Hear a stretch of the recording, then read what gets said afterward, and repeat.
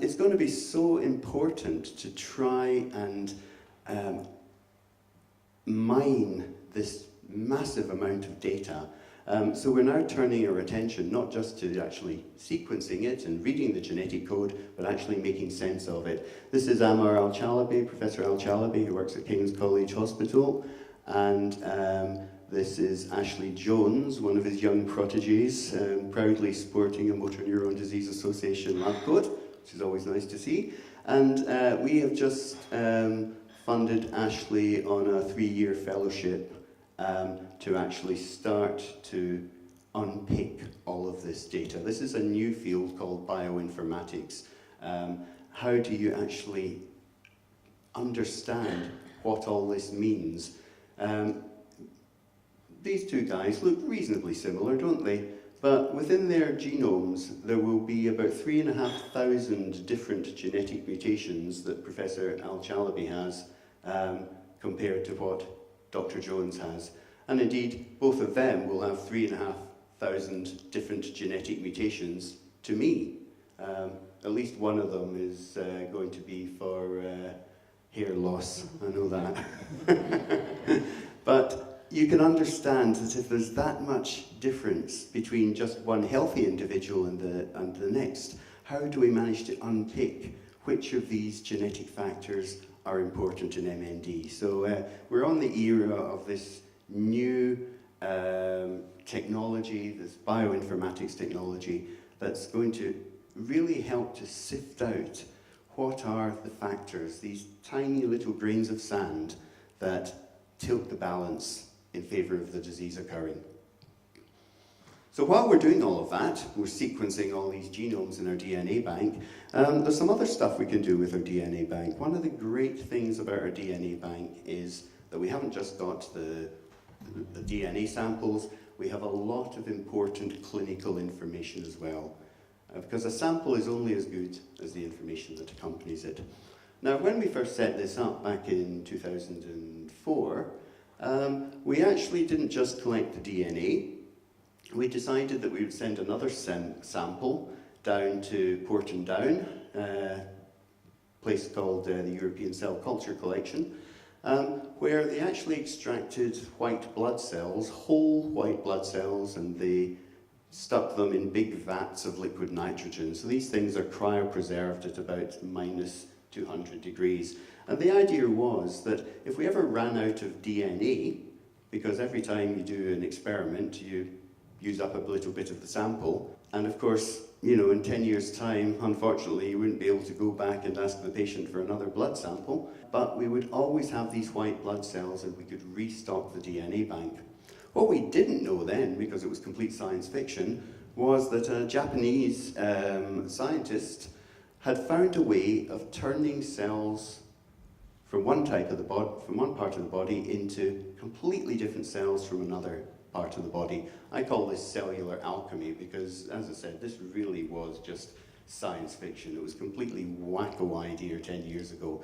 But basically, he managed to show that you could take skin cells from somebody and you could basically give those cells a memory wipe so that they forgot they were skin cells. And when that happens, they turn into things that look and act very much like embryonic stem cells. And stem cells are basically cells that haven't decided what they want to be when they grow up. So what you can do is give them a bit of careers guidance and you can turn them into any type of cell in the body if you know how. And of course in motor neuron disease, what we can do is we can turn them into motor neurons, cells that die in MND, but we can also turn them into other support cells which we believe are very important in the speed of disease spread as well. So I remember sitting a couple of years ago at a meeting up in Edinburgh, and this American researcher was saying, and we've taken 5 skin cells from 5 different patients with this particular form of motor neuron disease, and we've made these motor neuron lines. And I was thinking, wow, in our DNA bank, we have probably about 140 blood cells from that particular type of patient. Wouldn't it be great if we could do them with blood cells? Well, the great thing is, you can now. So we actually have a whole collection of 1,500 well-characterized patient cells sitting in Porton Down, and we can now turn those into stem cells and turn them into motor neurons. And remember how I said a sample is only as good as the information that accompanies it? So we have all the clinical information on these patients, and thanks to Project Mine, we're going to know every single letter of their genetic code as well.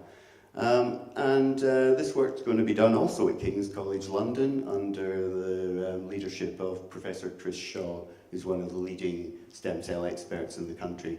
So very exciting. It will give us a collection that can be used by the research community for trying to understand why motor neurons are dying, but also potentially for screening hundreds, thousands, tens of thousands of drugs. And if it keeps the sick motor neuron with a cause of MND alive in the dish, no guarantees, but it might actually keep the sick motor neuron alive in the patient as well.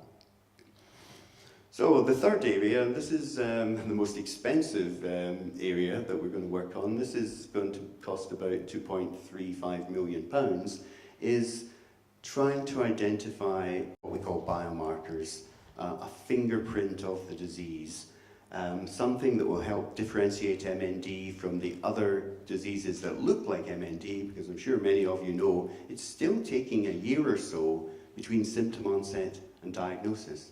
Now, common sense dictates the sooner a disease is diagnosed, the more effective any treatment is going to be. So we really need to find a way of speeding up the diagnostic process. But biomarkers can also help us to predict how the disease is likely to progress within any one individual. At the moment, we have to do huge clinical trials involving many hundreds of patients because we don't know how any single patient is going to progress. If you have a better idea of that through biomarkers, then you can do smaller trials, and smaller trials mean cheaper trials, and cheaper trials hopefully would mean more trials.